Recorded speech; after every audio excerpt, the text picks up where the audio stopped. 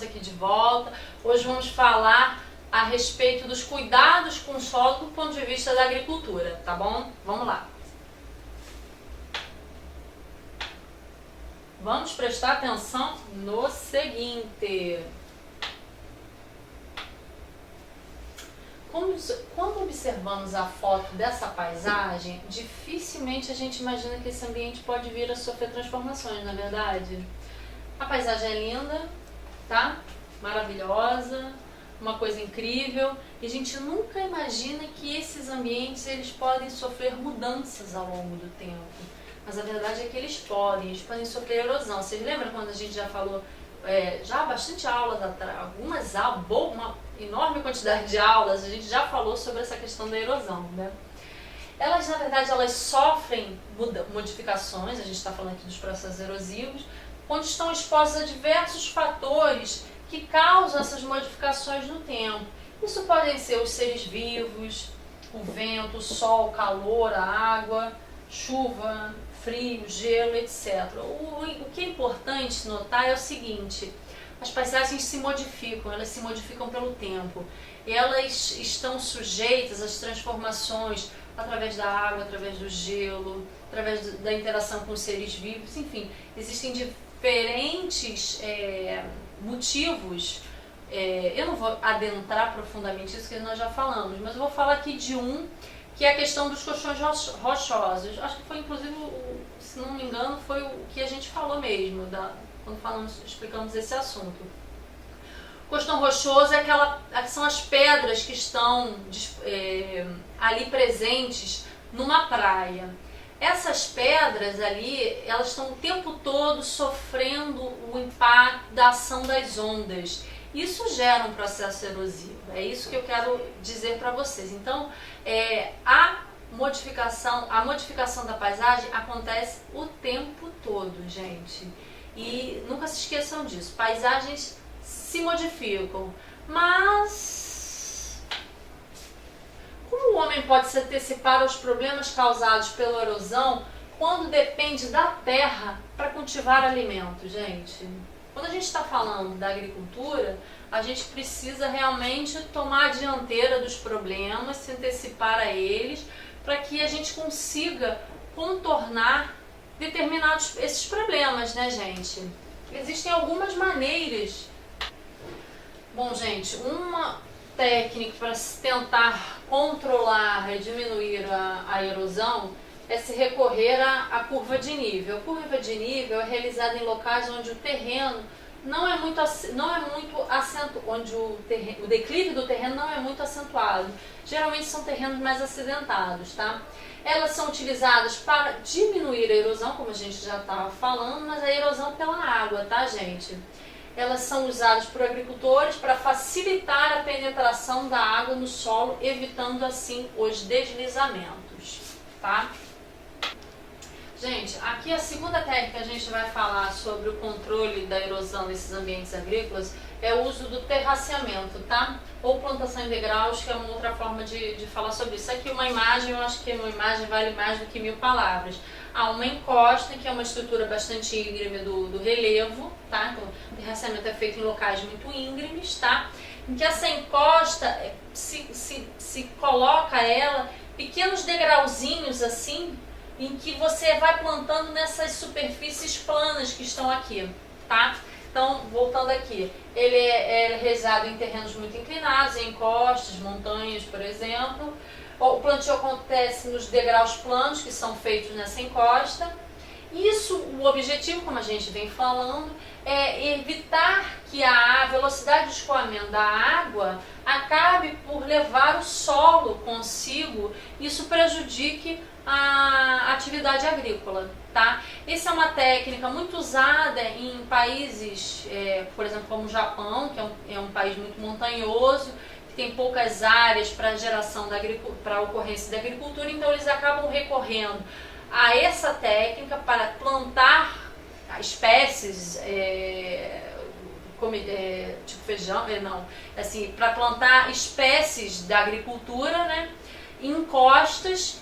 Isso, inclusive, é uma maneira de aumentar as áreas da da agricultura possíveis de serem plantadas, tá? Então, isso é usado como uma ferramenta para expansão de áreas também, especialmente em lugares, por exemplo, como o Japão, que já tem uma carência disso, tá? Vamos seguindo aqui nisso. Agora a gente vai falar da queimada como um outro cuidado que precisa ser feito com o solo, mas agora através de um outro olhar, evitando ela, né, gente?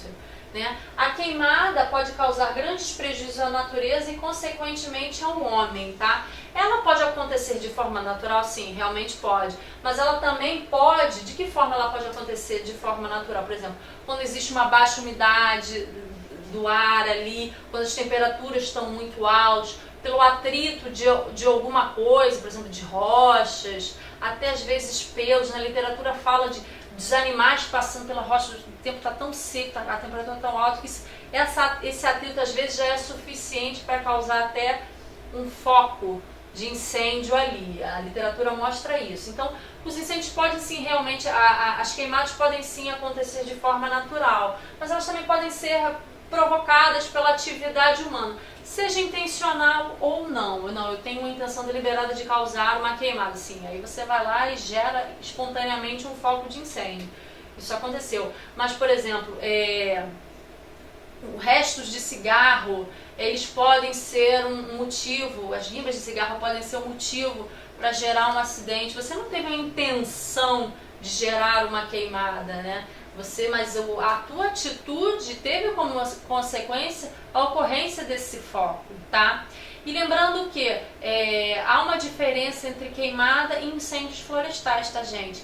A queimada, normalmente, ela é provocada pela atividade humana, quando ela tem o intuito de, por exemplo, limpar áreas para a geração de outras atividades, por exemplo, como a pecuária, para limpar mesmo aquela região para plantar outras espécies.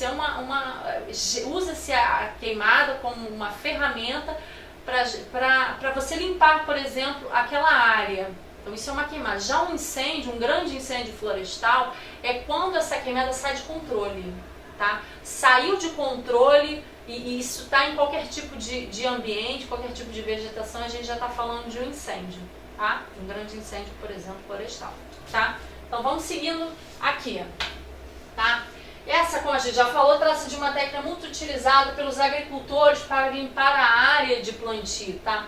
Em florestas, é usada para substituir as áreas verdes, áreas naturais, por locais para a criação de gado ou culturas como a soja. É importante ressaltar que em 2014 foi feito um levantamento pelo INPE e ele identificou que o estado do Mato Grosso foi o estado do Brasil onde mais ocorreram focos de incêndio, queimadas, por um determinado período do ano, por um determinado período do ano. Então esse é o estado que no Brasil no momento apresenta a maior quantidade de queimadas. Isso é um fato que realmente deve ser acompanhado e se trabalhar na solução disso, né, gente?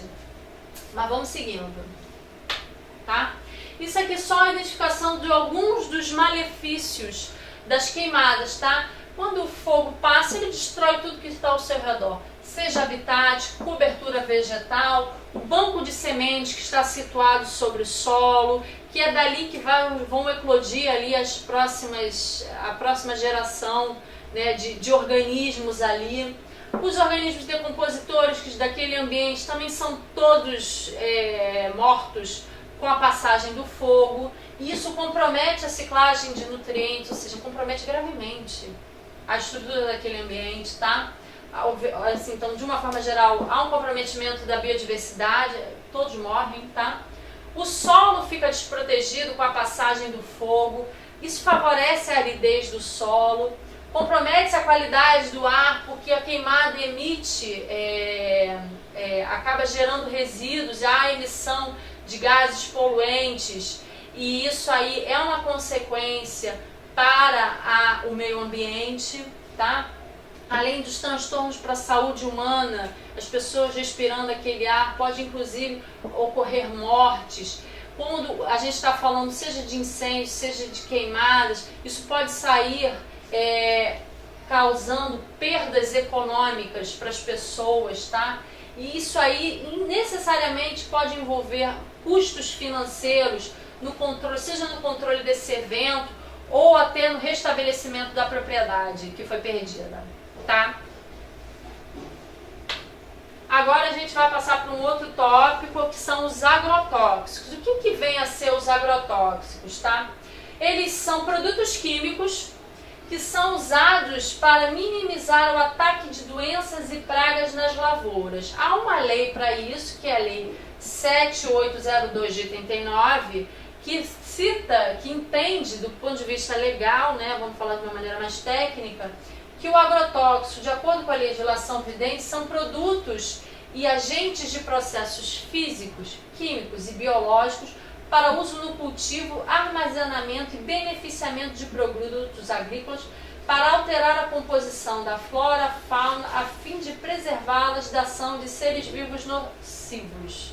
Leia-se, produtos químicos que são usados para minimizar o ataque de doenças e pragas, aqui no caso das lavouras, tá, gente? Aqui a imagem de trabalhadores rurais fazendo a aplicação dos agrotóxicos nas culturas, tá? Do ponto de vista da saúde do trabalho, da saúde do trabalhador, tá? Os agrotóxicos causam uma série de transtornos, como doenças crônicas, problemas reprodutivos, intoxicações agudas. E por isso eles precisam trabalhar com proteção. Tem que se pensar na saúde desse trabalhador e tem que se fornecer equipamentos de proteção individual, EPIs, que favoreçam que este ser humano continue apto ao trabalho, sem que aconteçam esses problemas crônicos, sem que ele tenha problemas reprodutivos, doenças crônicas que não só vão inviabilizar o trabalho, mas pode inclusive levar esse indivíduo à morte, tá? Isso aqui, mais uma vez, é a imagem de um trabalhador fazendo a aplicação de agrotóxicos. E aqui exemplos genéricos, não necessariamente ligados à agricultura, de EPIs, equipamentos de proteção individual, que algumas atividades de trabalho precisam para proteger o trabalhador do risco que aquela atividade tem. Quando sua atividade de trabalho está relacionada ao uso de produtos químicos, você tem o seu trabalho, a sua empresa precisa assegurar, através do fornecimento de equipamentos, né, de maneiras que você não tenha a sua saúde debilitada. Por exemplo, capacetes, tá? Protetor facial, que no caso do trabalhador rural ele está fazendo isso. Proteção respiratória, olha aqui ele usando luva, calçado. Aqui essa vestimenta é como se fosse um avental e um óculos, tá? Aqui no caso ele não está usando um protetor auricular. Isso aqui são para outras atividades. A grande verdade é o seguinte: cada atividade profissional tem um risco, tá? Um risco para a saúde do trabalhador. E a empresa tem a obrigação de fornecer os equipamentos que vão minimizar esse risco, garantindo assim que esse trabalhador seja apto ao trabalho, curto, médio e longo prazo, que ele não seja incapacitado, tampouco que essa atividade de trabalho o leve à morte. A ideia é essa, que o trabalhador rural, por usar produtos químicos, sendo dispersos na cultura, também precisam disso. Especialmente quando a gente está falando de agrotóxicos. Tá, gente? Essa é a ideia. Gente, além dos problemas da saúde do trabalhador, os agrotóxicos eles também causam problemas ao meio ambiente. Eles são produtos químicos que são lançados nesse ambiente para fazer o controle de pragas. Então existem diferentes tipos de espécies que são combatidas, tá?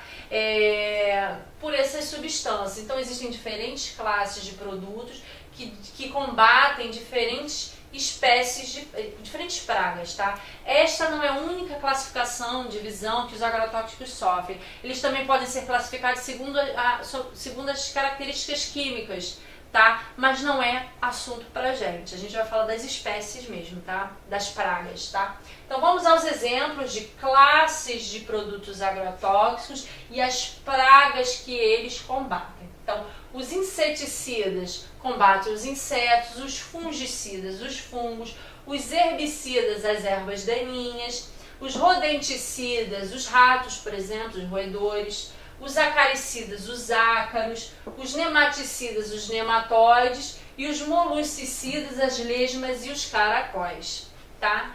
Essa é a ideia, são diferentes classes de produtos combatendo diferentes pragas, tá? Então, agora vamos aos exercícios.